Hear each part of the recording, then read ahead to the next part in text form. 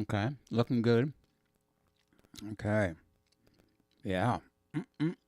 Just adjusting things. Sorry, I'm chewing on my Tic Tacs. I'm like really, really late today. Had some unforeseen technical difficulties. It's true, I really did. And they were not difficulties at all. It was just my aging brain catching up with me, if you will. All right, so here we are. Mo Better Blues tonight. And Mo Better Blues is, I believe that's a name of a movie, right? And great actor. Was it Denzel Washington? Was he the Mo Better Blues character, trumpet player? I don't know. But anyway, it's Tuesday night. I'm sucking on a Tic Tac. I'm sorry. I usually get that done before. But I just made it on air because I care. Because you're out there. So take time and stare at my beautiful guitar. Big Bertha. But Big Bertha needs work. The high E string. Hey, Sharon. And high length pinstripes.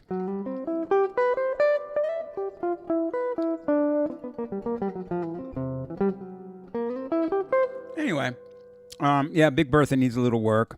Have an issue with the pickup. Pick guard is cracked. I've crazy glued it once, but I think I'm due for a new pickup, a new pick guard, and maybe some kind of adjustment.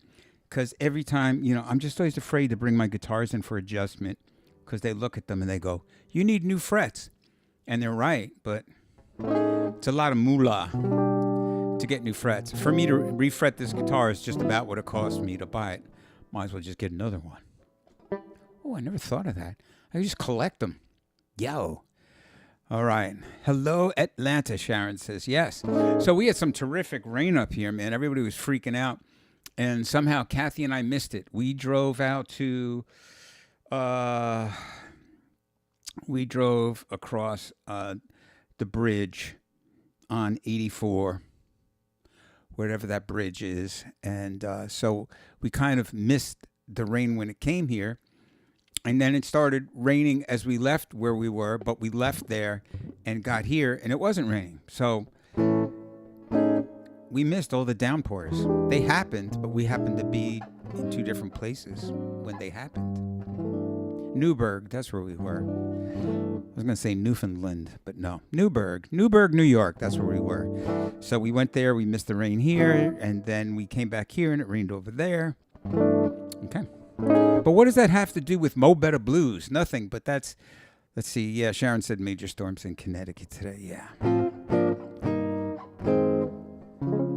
So last week, I did the Litchfield Jazz Camp. Thank you, Albert Rivera. Hey, Jeff.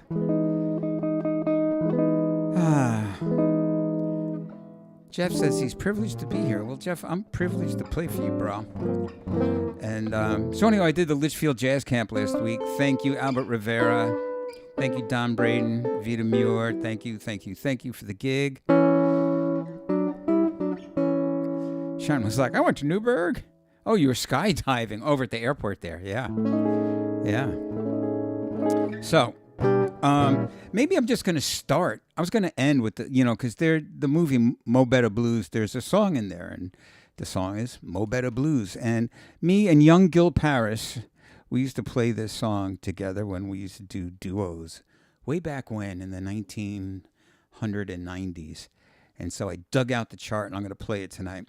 But first, I'm going to start with some Charlie Yardbird Parker.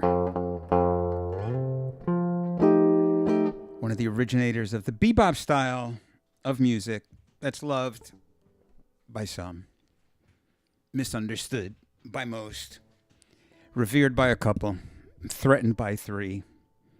That's all I got. So interesting melody in the key of F.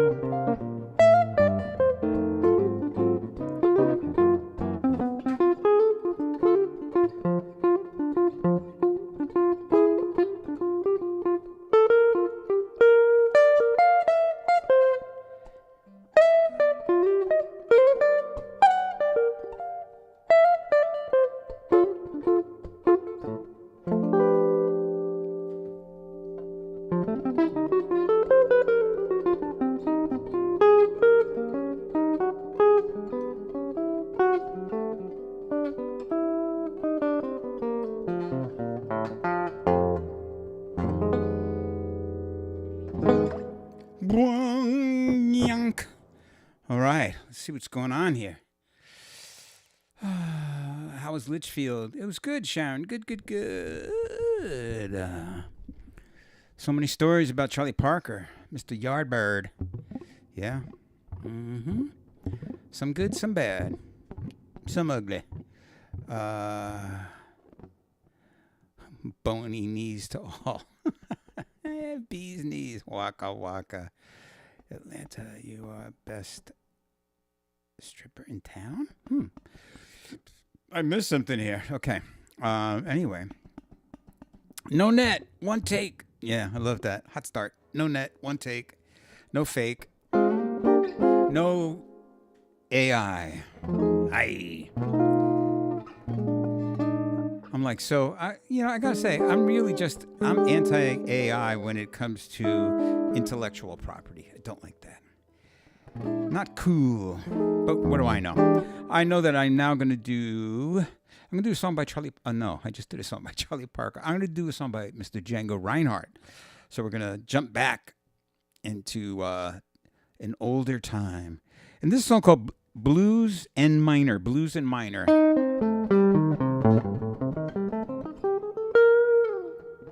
So I've been working on this head, and I came up with a new way to play it. But God knows if I'm going to get it. I'm going to try. And of course, it's got to start with Some Like Crazy. I don't know why, but it does. Ba-do-ba-dee-ba. Ba-da-ba-dee-ba. Beedle-a-doodle-a-doodle-a-doodle-a-doodle-a-dee. Da-da-ba-da-da-dee-da-dee-da. Ba-ba-ba-ba-ba-ba.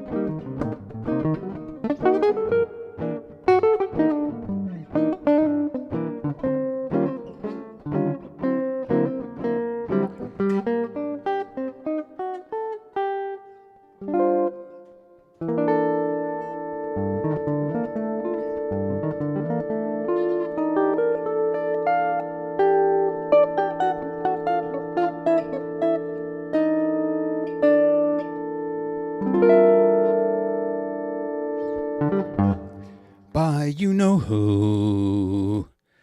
All right, there you go. Asking about Steve Vance. Let's see. Sharon Sen, some of our regular cats haven't been on the chat for a while now. Stephen Anthony, for instance. Yes, that is true.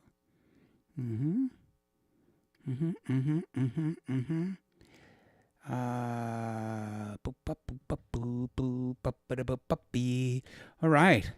Yeah, so there you go. A little blues and minor, and I did finally get the riff right. Riff right. That's not how Django played it, but that's how Duggo plays it. I mean, it's the right notes. It's not the fingering that he used. Yeah. So there you go.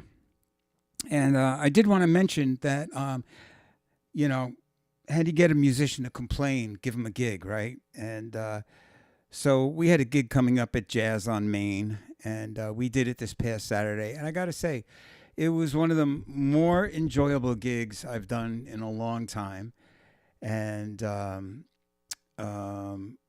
know, it was nice. A lot of people came out. And what was cool was everybody stayed. And you know how we go back and forth on the chat bar here? Well, it was kind of like that with the audience. And so it was just a riot, you know, because people were actually able to talk to me and I could talk back to them. I was asking questions. You know, we were doing like little quizzes on, you know, who this author was and what's the name of the song and blah, blah, blah. And of course, I went off on some crazy tangents and poor Albert Rivera, Michael Getz, Matt Norris, they were all like, oh my God, what's wrong with him? But I had a good time. I just hope it wasn't at the expense of the rest of my bandmates, because I went to some weird places. Yeah, but we had fun. Yeah. Don't worry, Sharon, there'll be more. And Jazz on Main, yeah. So so anyway, I had a good time, and I just found out today that fortuitously, through a connection with some friends that I've made out in Seattle, when I go to visit my sons, Eugene and John, they both live in Seattle, and I try and hook up some work out there when I go out there, and so I've made some friends. And this year, Kathy said, we're going out there in September, and she gave me the dates, and I was like, okay, cool. And then I happened to look on my calendar, and there's a big Django festival going on in Washington State. And it's called Django Fest Northwest. And so I contacted my friends out there, and I was like, hey, anybody got any leads on, like, you know, maybe playing one of the smaller stages out there? And sure enough, one of my friends, bass player Jonty, he wrote back and said, here's the cat's name. He's a good friend of mine. He books the second stage, meaning that, you know, you got the big name guys and then you got the other guys. And I got a gig. So it's nice. I'm going to be playing Friday, right before the big show. And what's nice is you play literally outside of the venue. So they have a second stage set up out. The big venue is like inside. Then they have a stage set up outside so people hang out and hopefully the weather's nice and you do your thing and then they all go in and see the big concert. So I'm looking forward to that. Not sure who's playing it yet. I'm hoping that Jonty does, but I haven't heard back from him. I asked him if he can make it. And I'm using a great clarinetist, James DeJoy. And I'm probably not saying his last name right, but great clarinet player out there. So, yeah, nice. Got lucky. Got a nice gig. Yeah. And what can I say? How about I do another song? What do you think about that? So here's one that I wrote. And this is Blues for Harry from the Harry Warren Songbook. Yeah, it was kind of funny. You know, I did this gig, a lot of people, all this stuff, and I totally forgot to bring product. Shame, shame, shame on me. But anywho, I digress. Blues for Harry.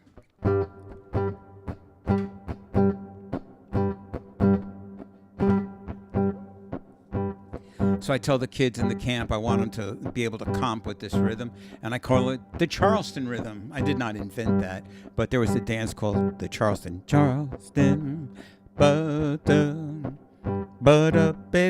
except it's much faster than this. But that dotted quarter eighth feel is the Charleston. And here is Blues for Harry Warren.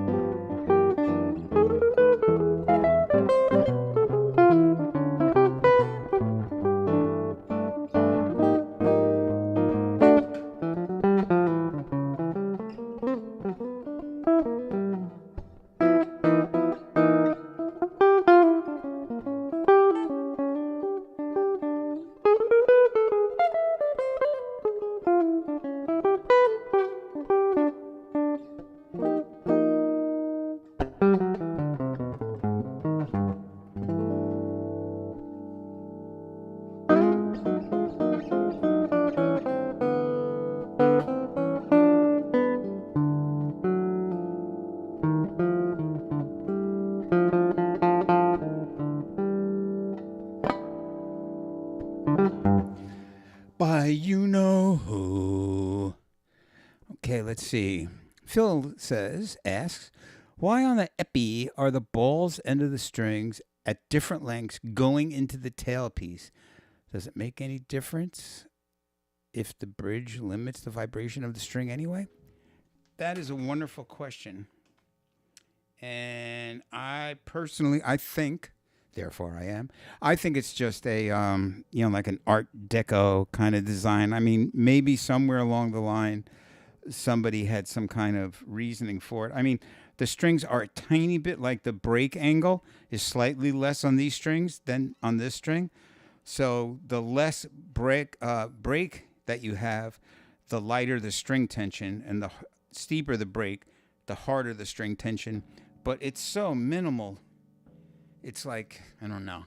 So my answer would be that I think it's just for looks. It's for show, not for go, as we used to say in the hot rod business. You build a car for show, you build a car for go.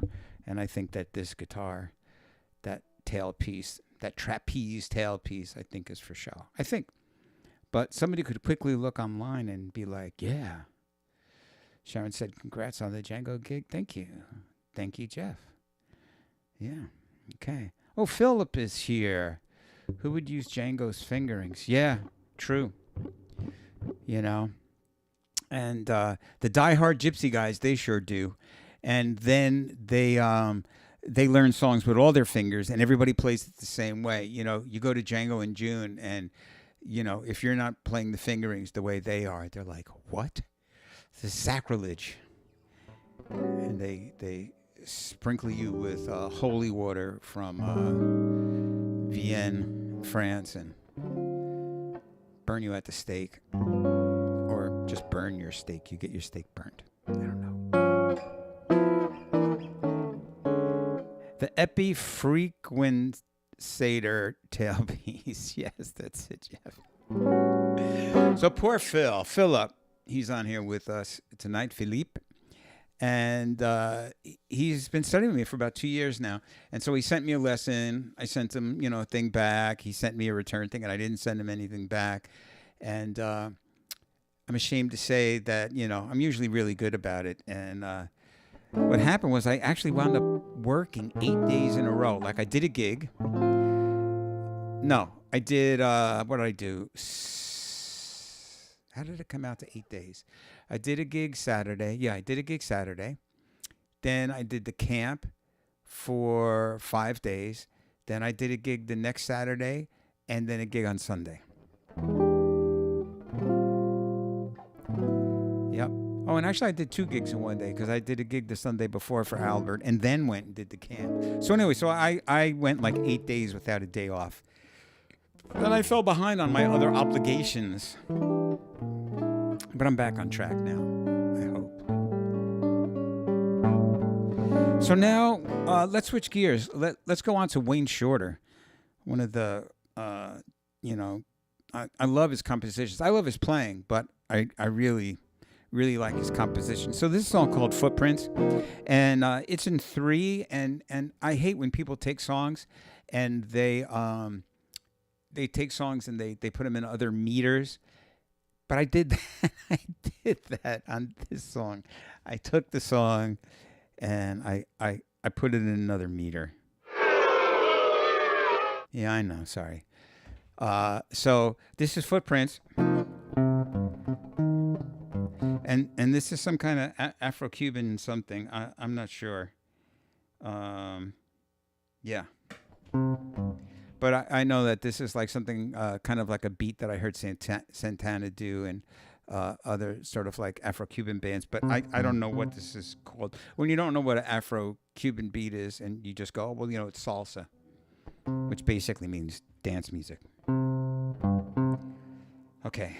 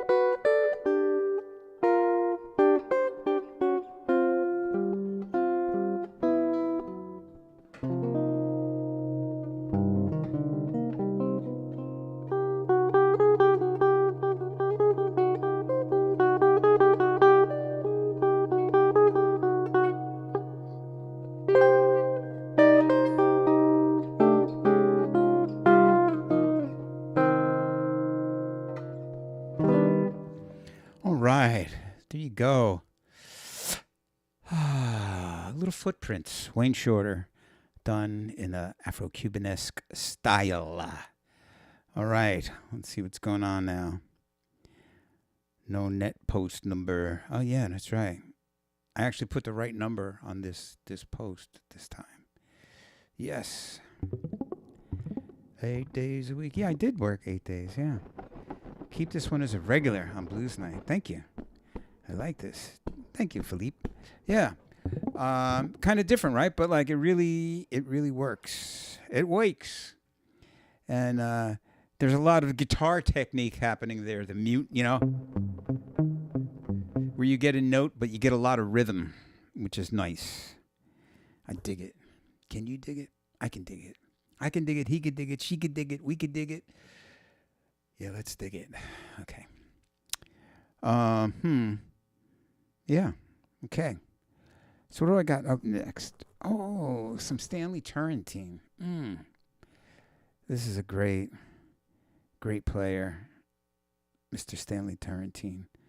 I don't know if he's with us anymore, or if he's still playing. But Stanley Turrentine, yeah, great player. And he wrote this song called Sugar. And this is a different kind of blues. It's another minor blues, but it's got some stuff. It's got like, it's got some secret spices that make it a little different. And it's an interesting head because I try and do this thing where I play the head and I play the chords, and I always get confused in this part that goes.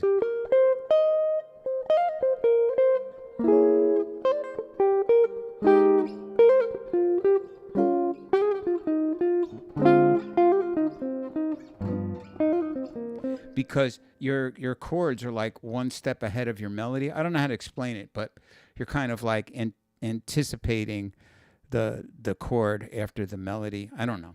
Breaks my brain, and I only have a few brain cells left, so it doesn't take much to break it. But it's such a cool tune. And of course, I always gotta do something a little different. I do something that really doesn't make sense. I play a 1, 6, 2, 5 in minor, and really. But I don't play that note, so I get this kind of like. So this is just A minor. So you don't get the flat 5 or whatever. So anyway, let me lay some chords on you.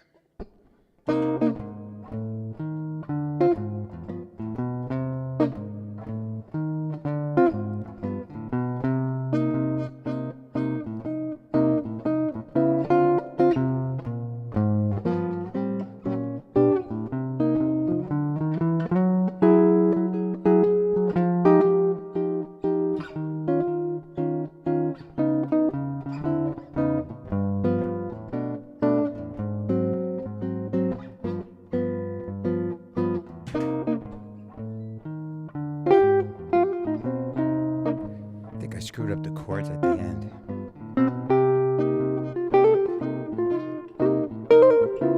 See how bad a clash is. We're going to find out now.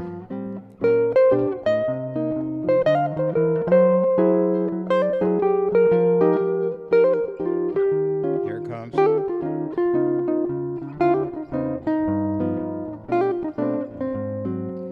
Not bad.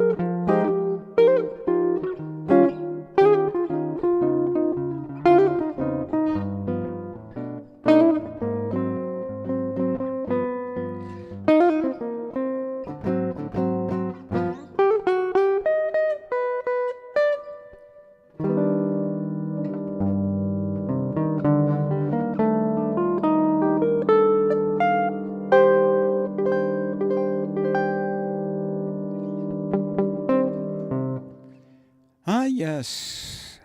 Sugar. Yes. Stanley Turrentine died in 2000. There you go. Yeah. Grazing is a gas. Baby, can you dig it? That's right. Oh, I can dig it. He could dig it. Yeah, I did. Yes. I am like an AI machine. I rip from everyone. But I give credit.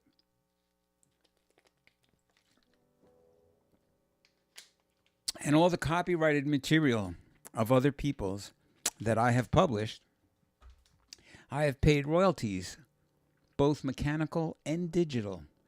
So I've never ripped off another artist's song. You know, if I use their song, I get what they call a compulsory license, and I pay a mechanical royalty for physical copies and a digital royalty for downloads. I've never had anybody do a studio session for me for free. Even my best friends, they're like, I'll do it for nothing. And I'm like, no. Mm-mm. No. So, yeah, I try and do the right thing. What's the name of a famous 50s jazz era song that was reinvigorated by the movie Pleasantville? I don't know. I don't know what the movie Pleasantville is. I don't know. Land of Pinstripe says, I always like that one. Yeah, Sugar.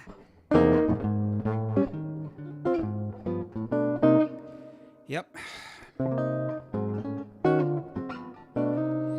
It's funny, you know, you do the jazz camp, and every day you do a master class, and I did the master classes this week with Mike Gadet, who is one of the most knowledgeable. He's a great guitar player, but he's also one of the most knowledgeable guys I've ever met regarding the theory of the instrument and the scales and the modes and the arpeggios and the hymen and the glavin and all the good stuff that goes into playing.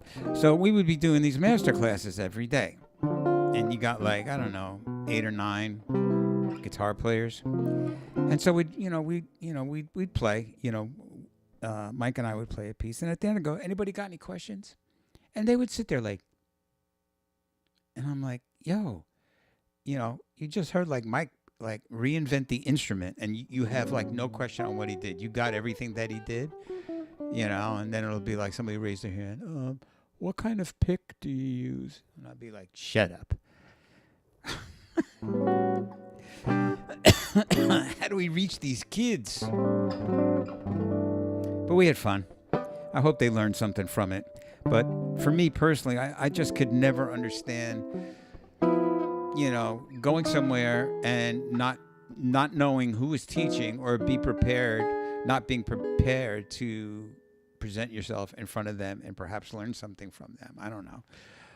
The first time that I met Yosho Stefan, it was at Frank Vignola's Big Jersey Gypsy Camp, and I was a huge fan, still am, of Yosho Stefan, and I knew that he was going to be there, so I shedded a bunch of his stuff, and literally he comes walking in, he has his guitar, I have my guitar, I run up to him, and I'm like, Yosho, I love your playing, and I sat down and I started playing one of his tunes, and he laughed and immediately sat down and started playing with me, and and that's how we got introduced, and we've been great friends ever since. So there was no like, oh, Yosho Stefan, can you magically sprinkle some of your magic goo on me so I'm better? It was like, no, Stefan, I've been following you for years. I like your stuff. I've transcribed your stuff. Here, check this out, and it was a lot of fun. So the moral of the story here is, if you're going to study with somebody, maybe you should like check them out beforehand, and there should be a reason that you study with somebody.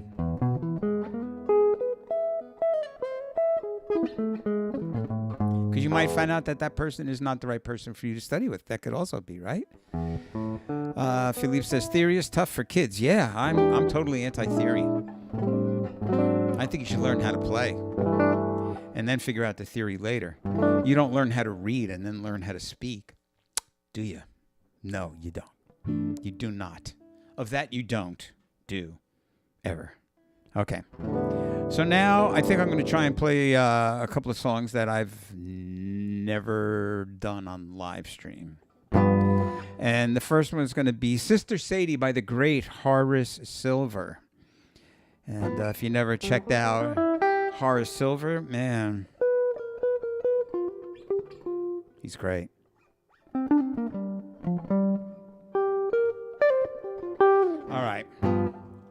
Let's see what kind of mess I can make here. So this is a different kind of blues too. This is like, I don't know. We'll figure it out later. But it's a different kind of blues.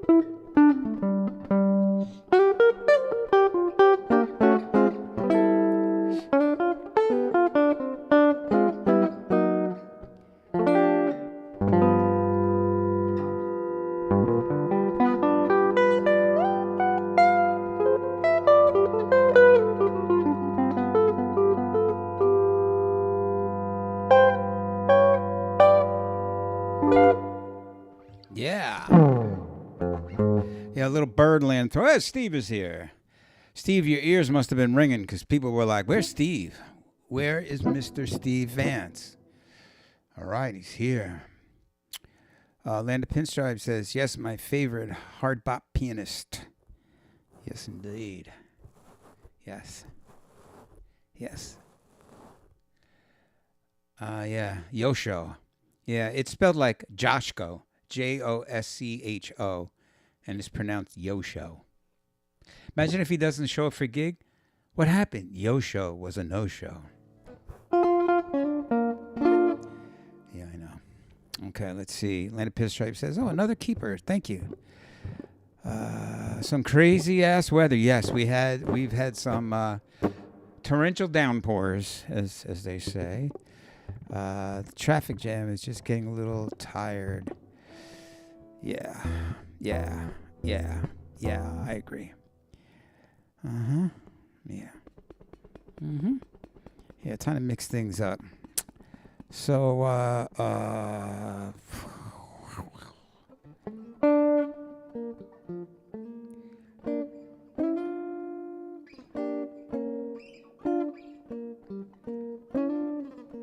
yeah, so, let's see. I'm going to do a couple more. How about Solar by Miles Davis? What do you think of that? Wow.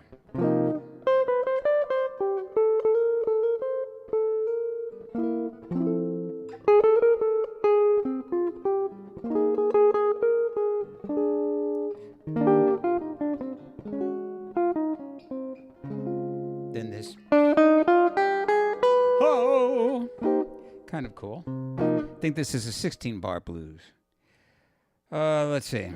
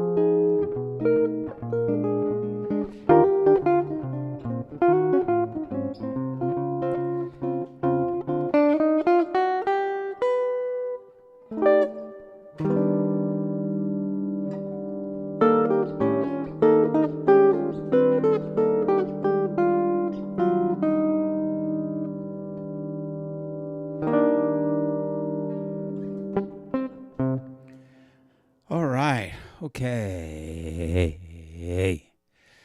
Let's see. Sharon says, Steve, hope all is well with you and yours. And my mom is holding steady incredibly well after her fall a few months back. Blah, blah, blah. Yes. Aging parents. Yep. Okay. On a roll tonight, Sir Douglas. Thank you, Mr. Atlanta Pinstripes. Thank you very much. So I got two more for you. And the ending one is going to be a big surprise. So you got to stay till the end. No, you don't have to, but it'd be nice.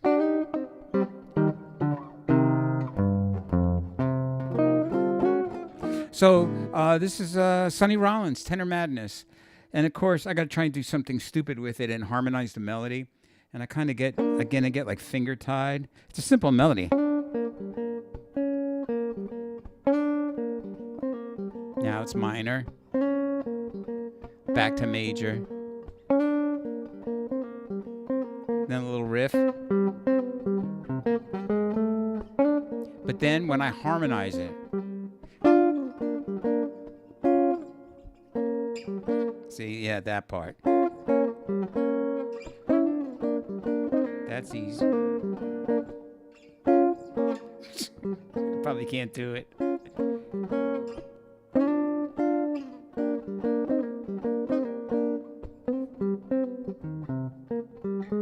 I'm going to try it. What have I got to lose? Except my dignity.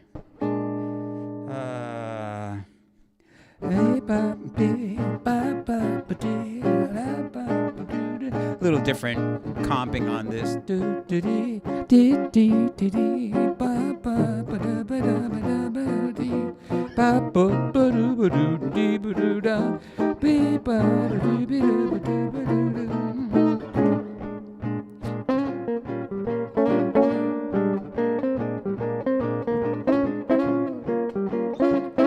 Cheating.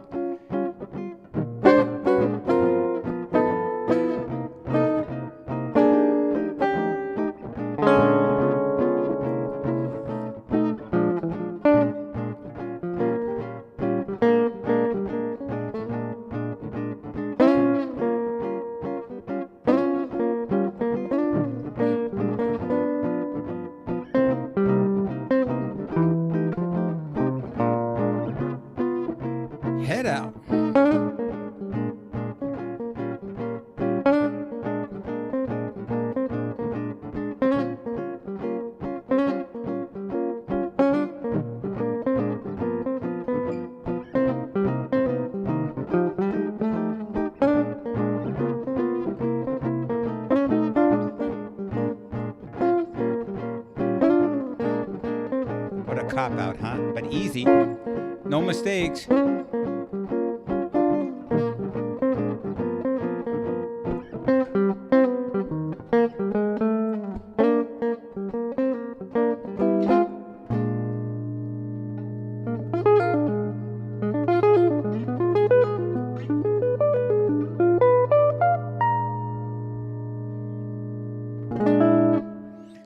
Wank. All right. Oh, thank you. Sharon, take 5. Oh my gosh. Yeah. Yeah. I did actually take the chart out and shedded it. And then, of course, I was like, I don't think so. Yeah, sorry. You can't always get what you want. But if you try sometime, you just might find you get what you need. All right. Philippe says, from my limited experience, playing blues progressions isn't that complicated, but remembering the notes for bebop heads requires practice. True. Especially when you mix them all up. Whenever anybody calls a song, I'm like, can you play a little bit of it for me? Because I can't associate the title with the song anymore. So, now it's come to the end of the night, folks. This is it. So, the title of this week's live stream was More Better Blues. And so there's a movie called Mo Better Blues, and I think it's Denzel Washington. I think I could be wrong. Forgive me if I'm wrong. Trumpet, it's like about a trumpet dude. And anyway, they play a song, and the song is Mo Better Blues. I think it was written for the movie. And it's just like 8 or 16 bars long. But me and my good friend, Mr. Gil Paris, guitar player extraordinaire, we kind of came up with like a little arrangement for this song because we used to play it together sometimes. And let's see if I could pull it off here. I haven't played it in a Doug's age. But I think I could do it. So what I'm saying is I put a bridge to this song. There's not on. If you watch the movie or if you just punch in Mo Better Blues in YouTube, the song will come up from the movie. And you'll see there's no bridge. It's just the same thing over and over again. I put a bridge.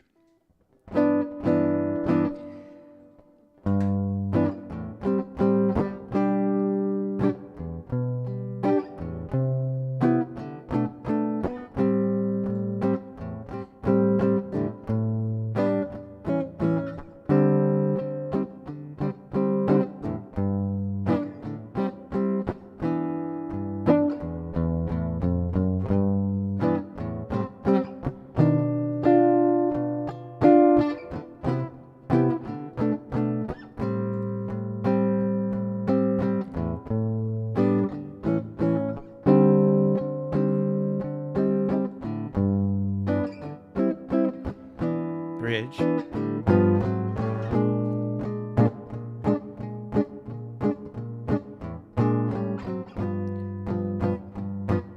We used to call this a sock beat.